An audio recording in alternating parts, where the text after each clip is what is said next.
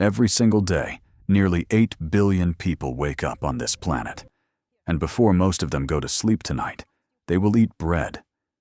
In some form, in some shape, baked or fried, leavened or flat, sliced from a plastic bag or torn from a wood-fired oven, bread will touch their lips. It is the single most universally consumed food in human history. More than rice, more than potatoes, more than anything else humans have ever put in their mouths. And the strange part is not that we eat so much of it. The strange part is that bread should not exist at all. Think about that for a second. Wheat, the grain that most bread is made from, is essentially inedible in its natural state. You cannot pick a head of wild wheat off a stalk and eat it the way you can bite into an apple or chew a piece of sugarcane. The seeds are tiny, rock hard, and locked inside a tough husk called a gloom that the human digestive system cannot break down. Even if you managed to crack the husk open, the raw grain inside would pass through your body almost untouched.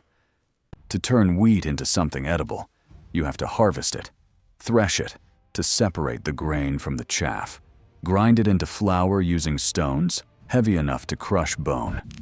Mix that flour with water, and then figure out that if you hold that wet paste near fire long enough, it transforms into something entirely new, something that does not exist anywhere in nature. Bread is not a food that humans found. It is a food that humans invented. And that invention did not just change what people ate. It changed how people lived, where they lived, and ultimately, what civilization itself became. This story starts around 14,000 years ago, in a region that archaeologists call the Fertile Crescent, a sweeping arc of relatively green, well-watered land stretching from the eastern shore of the Mediterranean through modern-day Iraq and curving down toward the Persian Gulf. This is where the Tigris and Euphrates rivers carved their way through the landscape, depositing rich alluvial soil along their banks. And scattered across the hillsides and grasslands of this region, wild grasses grew. Emmer wheat, einkorn wheat, wild barley. These plants had been growing there for tens of thousands of years, completely ignored by the humans who walked past them every day. The people living in the Fertile Crescent at this time were hunter-gatherers. They followed animal herds. They foraged for nuts, fruits, and roots. They moved with the seasons, never staying in one place long enough to call it home. And then something happened that changed absolutely everything. In 2018, archaeologists excavating a site called Shubaika 1 in the Black Desert of northeastern Jordan discovered the charred remains of flatbread baked inside a stone fireplace. The bread was made from wild cereals, including a type of wild wheat, mixed with the roots of aquatic plants. Carbon dating placed the remains at approximately 14,400 years old. That is roughly 4,000 years before humans invented agriculture. Let that sink in. Bread came before farming. Humans were grinding wild grain and baking it over fire thousands of years before anyone thought to deliberately plant a seed in the ground. Some researchers now believe that the discovery may have had it backwards all along. The standard story of civilization says that humans invented agriculture, settled down, and then started making bread. But the evidence from Shubaika suggests the opposite may be true. Humans figured out how to make bread first, realized they wanted more of it, and then invented agriculture specifically to guarantee a steady supply of the grain they needed to bake it. Bread did not come from farming. Farming may have come from bread. If that theory holds, then bread is not just one of humanity's earliest inventions. It is the reason we stopped wandering and started building. Everything that came after, cities, writing, laws, governments, armies, empires, all of it traces back to the moment someone decided they wanted more bread than wild grain could provide. And that moment set off a chain reaction that reshaped the surface of the earth. By around 10,000 years before the Common Era, Communities across the Fertile Crescent had begun deliberately cultivating wheat and barley. The transition was slow. It took centuries. Early farmers selected the plumpest seeds from the healthiest plants and replanted them the following season, gradually breeding varieties that produced larger grains, tougher stalks, and husks that were easier to remove. They didn't understand genetics. They didn't need to. They just knew that some plants gave better grain, and they saved those seeds. Generation after generation, the wheat changed. Wild wheat shatters when it ripens. The seed head breaks apart, and the individual grains scatter on the wind. That is how the plant reproduces naturally. But scattered grain is nearly impossible for humans to harvest efficiently. Over thousands of years of selective planting, farmers accidentally bred varieties where the seed head stayed intact on the stalk, waiting to be cut. This single mutation, a tiny genetic change that made the wheat worse at reproducing naturally, but infinitely better for human harvesting, was one of the most consequential events in the history of life on this planet. Wheat became dependent on humans to survive, and humans became dependent on wheat to eat. It was a partnership, and neither side could walk away from it. The consequences were immediate and massive. Farming requires staying in one place. You cannot plant a field, wander off for 6 months, and come back hoping the grain is still there. You have to stay. You have to guard your crop from animals, from other people, from weather. You have to build storage facilities to keep the harvested grain dry and safe from rodents. You have to build permanent shelters near your fields. For the first time in human history, people stopped moving. They built villages, and in those villages, they made bread. The earliest breads were almost certainly flatbreads, flour mixed with water, shaped into thin rounds, and baked on heated stones or pressed against the inside walls of clay ovens. No yeast, no rising, no soft, airy crumb. Just a dense, chewy slab of cooked grain paste. It does not sound particularly appetizing by modern standards, but it was a revolution. Flatbread was portable. It was durable. It could be carried on long journeys without spoiling for days. It provided a concentrated source of carbohydrates that gave sustained energy in a way that meat and foraged plants could not match. A farmer could eat flatbread in the morning and work his fields until sunset without collapsing from hunger. An army could march for weeks, carrying nothing but dried flatbread and water. Bread made sustained effort possible, and sustained effort is what builds civilizations. The first great civilizations that emerged along the banks of the Nile, the Tigris, and the Euphrates were, in a very real sense, bread civilizations. Ancient Egypt is the perfect example. By around 3000 before the Common Era, Egypt had become one of the most advanced societies on earth. And at the center of Egyptian daily life, at every level of society from the pharaoh's court to the mud brick huts of the poorest laborers, was bread. Egyptian workers were paid in bread. The laborers who built the pyramids at Giza received daily rations of bread and beer, which was itself made from fermented bread dough.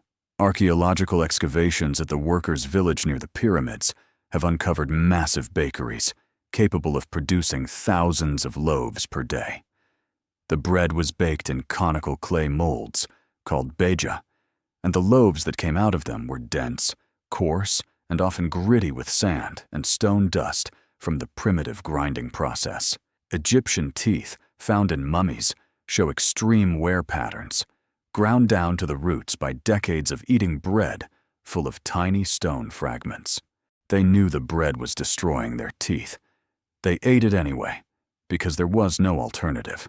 The Egyptians grew emmer wheat in the fertile flood plains along the Nile, harvesting it once a year after the annual floods receded and left behind a layer of rich, dark silt. Grain storage was a matter of national security. Pharaohs built enormous granaries and employed armies of scribes to track every bushel. When the grain supply was abundant, Egypt thrived. When it failed, The consequences were catastrophic.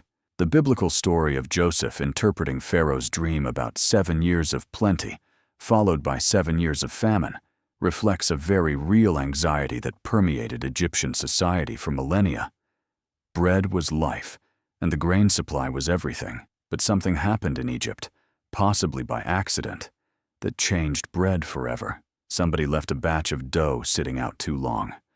Wild yeast, microscopic fungal organisms floating invisibly through the air, landed on the wet flour mixture and began to feed on the sugars in the grain.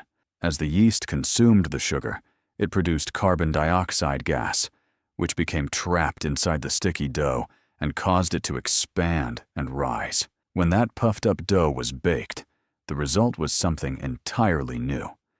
Soft, airy, lighter bread, with an open, honeycomb interior, unlike anything that had existed before. Leavened bread. The Egyptians figured out that if they saved a piece of this risen dough and mixed it into their next batch, the same thing happened again. They had discovered sourdough starter, even though they had no idea what yeast was or why the process worked. They just knew that the old dough made the new dough rise, and the bread that came out was better than anything they had tasted before. Egyptian bakeries became the most sophisticated in the ancient world. Archaeologists have identified at least 30 different shapes of bread from Egyptian tomb paintings and preserved loaves, round loaves, conical loaves, braided loaves, loaves shaped like animals, and human figures for religious offerings. Bread was placed in tombs alongside the dead to sustain them in the afterlife. Without bread, even death was incomplete. The Greeks inherited Egyptian bread-making knowledge and refined it further. By the 5th century before the Common Era, Athens had professional bakers operating commercial bakeries, something that hadn't existed before. Bread baking moved from the household to the marketplace. Greek bakers experimented with different grains, different flours, and different additives. They made bread with olive oil, with honey, with cheese, with herbs. They developed more than 70 named varieties, and they introduced a social hierarchy around bread that would persist for thousands of years. White bread, made from finely sifted flour, with the bran and germ removed, was expensive and reserved for the wealthy. Dark bread, made from coarse, unsifted flour that included the whole grain, was cheap and eaten by the poor. The color of your bread announced your social class before you opened your mouth. This was not just a Greek phenomenon. It became a universal pattern across nearly every bread-eating culture on Earth for the next 2 millennia. Rome took bread and turned it into an instrument of political power on a scale the world had never seen. By the 1st century before the Common Era, Rome was a city of over 1 million people, and feeding them was the single most important challenge the government faced. The Roman solution was unprecedented. The state provided free grain and eventually free bread to hundreds of thousands of Roman citizens. This was the famous annona, the grain dole, which at its peak distributed bread to roughly 300,000 people every day. The Roman poet Juvenal captured the arrangement in a phrase that has survived for 2,000 years. Panem et circenses.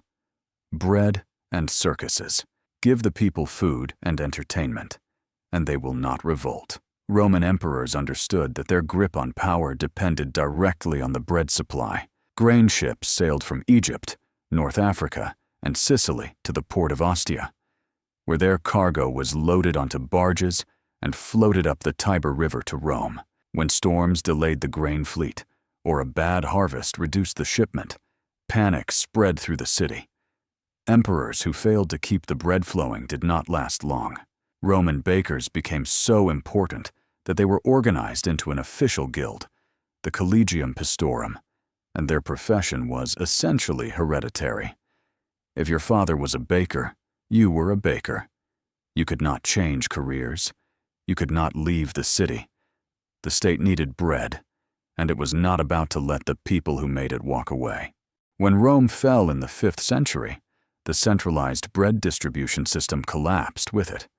But bread itself did not disappear. It simply changed. Across medieval Europe, bread remained the foundation of the diet for nearly everyone. Peasant families in England, France, and the German states consumed an astonishing amount of bread.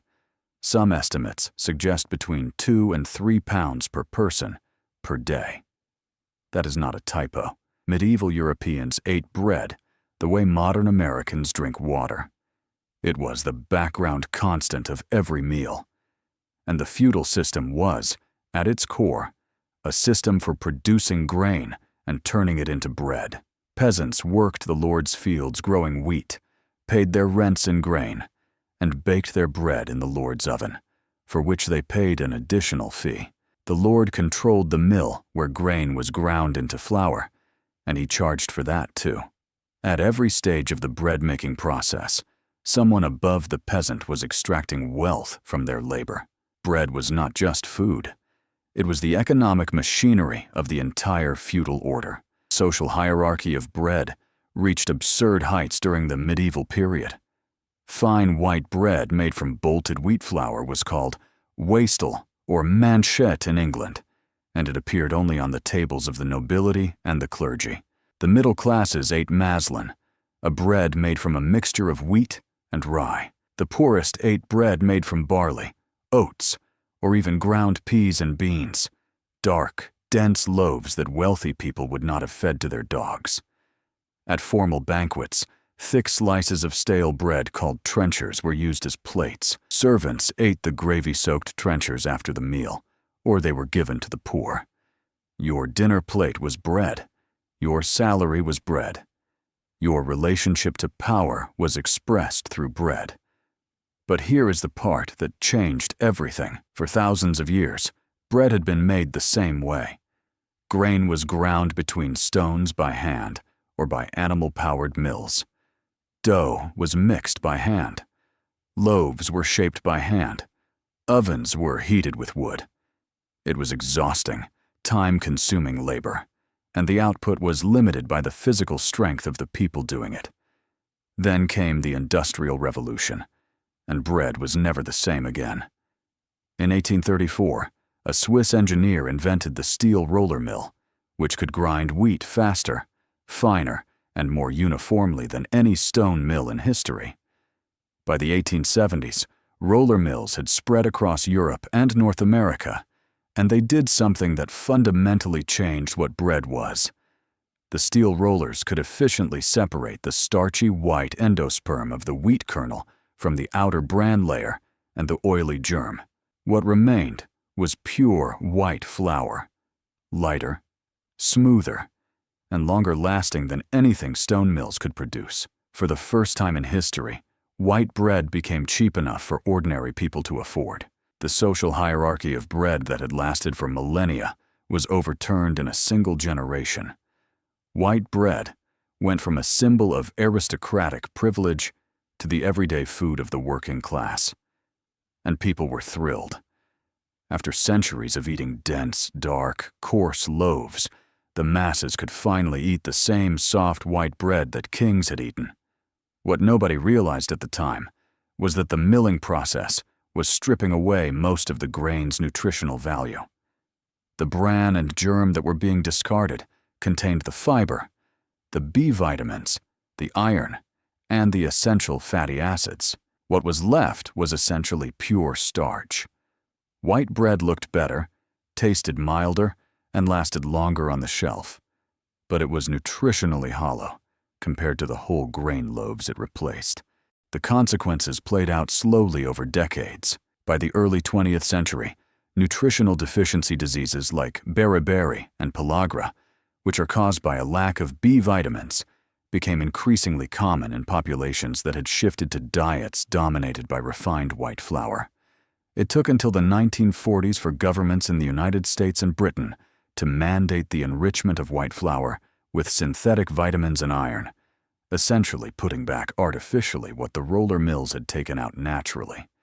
We had spent a century engineering the nutrition out of bread, and then spent another few decades engineering it back in. The irony is difficult to overstate. Meanwhile, the industrialization of bread was accelerating in ways that would have been unrecognizable to any baker from any previous century. In 1928, a Missouri jeweler and inventor named Otto Frederick Roveder perfected a machine that could slice an entire loaf of bread uniformly and wrap it in waxed paper to keep it fresh. The first commercially sliced bread was sold at the Chillicothe Baking Company in Chillicothe, Missouri on July 7, 1928. It was an instant sensation. Within 5 years, sliced bread accounted for 80% of all bread sold in the United States. The phrase, "the greatest thing since sliced bread," entered the English language almost immediately and has never left. The invention seems trivial today, but its cultural impact was enormous. Sliced bread standardized the sandwich. It made toast uniform. It made bread easier to eat, easier to portion, and easier to sell. It transformed bread from something a household baked into something a household bought, and that shift was permanent. The 20th century turned bread into an industrial product on a scale that defies easy comprehension. The Chorleywood bread process, developed in England in 1961, used high-speed mechanical mixing, chemical oxidizers, extra yeast, and hard fats to produce a loaf of bread from raw flour in under 3.5 hours.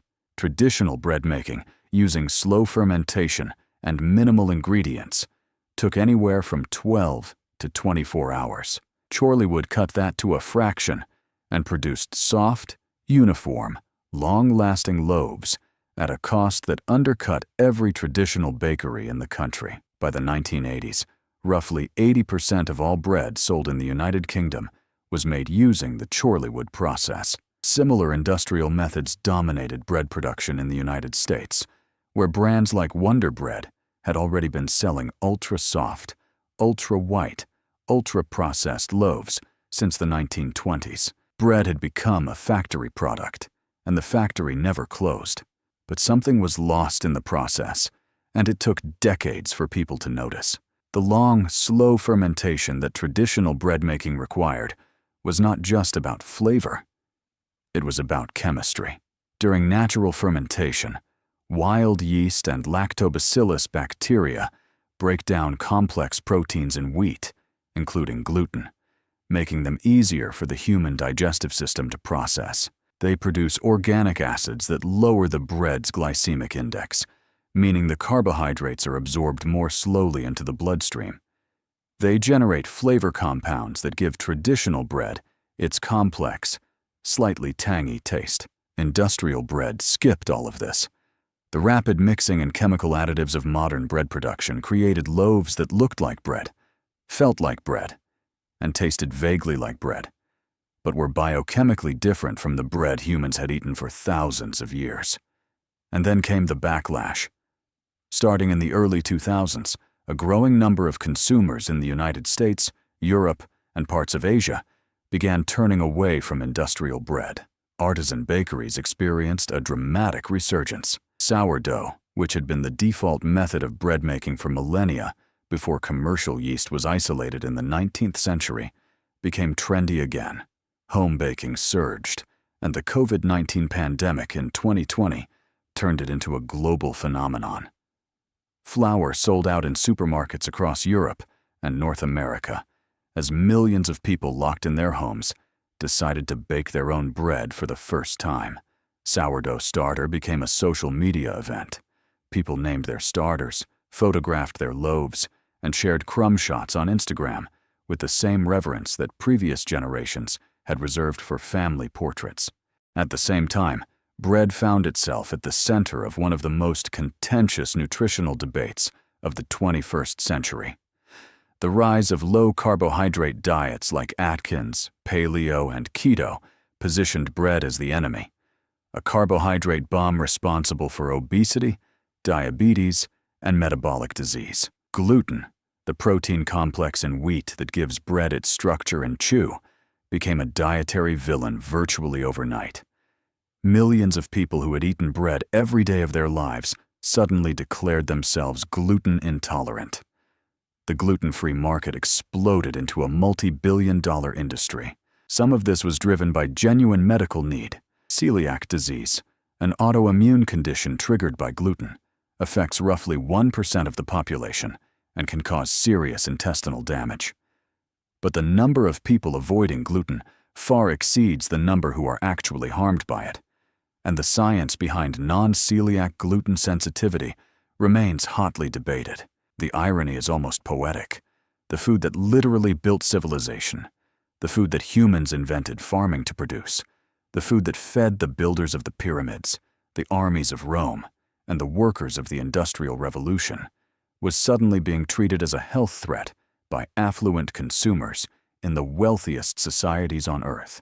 Meanwhile, in the developing world, bread remains exactly what it has always been: survival. Today, global wheat production exceeds 780 million metric tons per year, making it the most widely cultivated crop on the planet. China is the largest producer, followed by India, Russia, the United States, and France. Bread is baked and consumed in virtually every country on Earth, in thousands of regional variations that reflect local grains, local traditions, and local tastes. The baguette in France, the naan in India, the injera in Ethiopia, the tortilla in Mexico, the pita in the Middle East, the rye bread of Scandinavia, the cornbread of the American South. Each one tells a story about the people who make it and the land it comes from. The United Nations estimates that wheat-based foods provide roughly 20% of all calories consumed by humans worldwide. 1 in every 5 bites of food a person eats on this planet traces back to a grain that was essentially inedible in the wild 14,000 years ago. And the future of bread is more uncertain than most people realize. Climate change is already affecting wheat yields in major growing regions.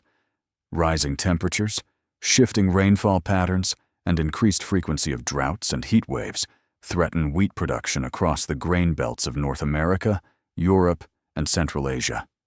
A 2019 study published in Science Advances estimated that for every degree Celsius of global temperature increase, global wheat yields could decline by 6%. Agricultural scientists are racing to develop heat-resistant and drought-tolerant wheat varieties, but the challenge is enormous. The wheat plant that humans spent 10,000 years optimizing for temperate climates now needs to survive in a world that is getting hotter, drier, and less predictable with each passing decade. Step back for a moment and consider the full arc of this story. A wild grass that no animal or human could eat without processing grew on a hillside in the Middle East. Somewhere around 14,000 years ago, a group of hunter-gatherers figured out that if they ground it, mixed it with water, and held it near fire, something extraordinary happened.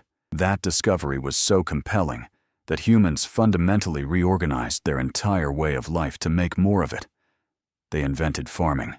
They built villages. They built cities. They built empires. They fought wars over the grain that made it possible. They built economies around it. They paid workers with it. They measured wealth by it. They organized entire social hierarchies around the color and texture of their loaves. They industrialized it, stripped it of its nutrition, pumped it full of chemicals, sliced it, wrapped it in plastic, and sold it for $1 a loaf at gas stations. And through all of it, bread remained what it had been since the beginning. The most basic expression of human ingenuity. A food that does not exist in nature. A food that requires knowledge, effort, and transformation to create. Every loaf of bread, from the charred flatbread at Shubaika to the sourdough cooling on a Brooklyn bakery shelf right now, is proof that humans looked at something useless and made it essential, something inedible, and made it the foundation of civilization. The next time you tear a piece of bread from a loaf, think about what you are holding. You are holding 14,000 years of human history. You are holding the reason we stopped wandering and started building. You are holding the food that fed every empire, survived every revolution, and outlasted every civilization that ever tried to claim it. Empires rose and fell. bread remained. Not bad for some crushed grain and water. If you enjoyed this, hit subscribe and leave a comment telling us which part of bread's history surprised you the most. And make sure to like this video so more people can find it.